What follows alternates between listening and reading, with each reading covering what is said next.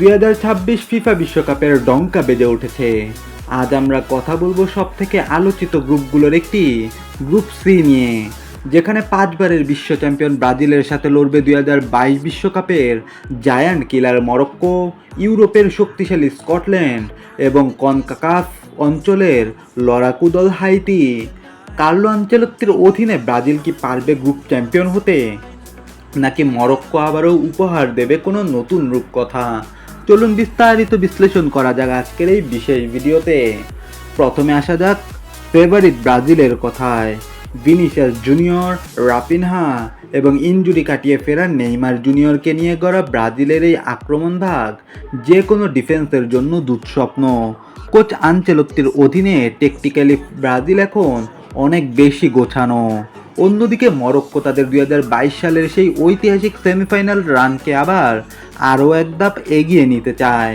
আশরাফ হাকিমি এবং ইউসুফ এন নেসিরিদের নিয়ে গড়া এই দলটির রক্ষণভাগ ভাঙা যে কোনো ইউরোপীয় বা লাতিন দলের জন্য হবে বিশাল চ্যালেঞ্জ।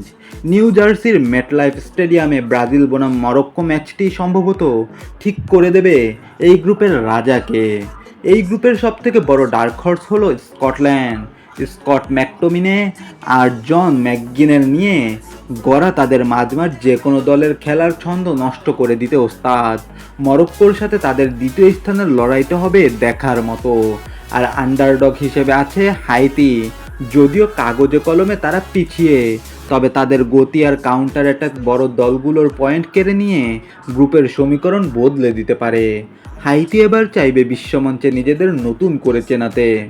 আমাদের অ্যানালাইসিস এবং বর্তমান ফর্ম অনুযায়ী গ্রুপ সির প্রেডিকশন হলো ব্রাজিল 7 থেকে 9 পয়েন্ট নিয়ে গ্রুপ চ্যাম্পিয়ন হিসেবেই নক আউটে যাবে সেলেসাওরা। মরক্কো 5 থেকে 6 পয়েন্ট নিয়ে রানার্স আপ হয়ে দ্বিতীয় রাউন্ড নিশ্চিত করবে অ্যাটলাস লায়ন্সরা।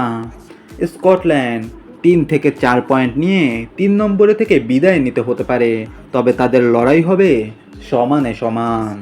হাইতি 0 থেকে 1 পয়েন্ট নিয়ে সম্ভবত গ্রুপ পর্বেই তাদের দৌড় শেষ হবে।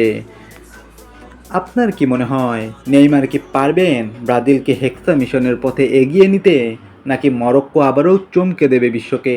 কমেন্টে আপনার মতামত জানান।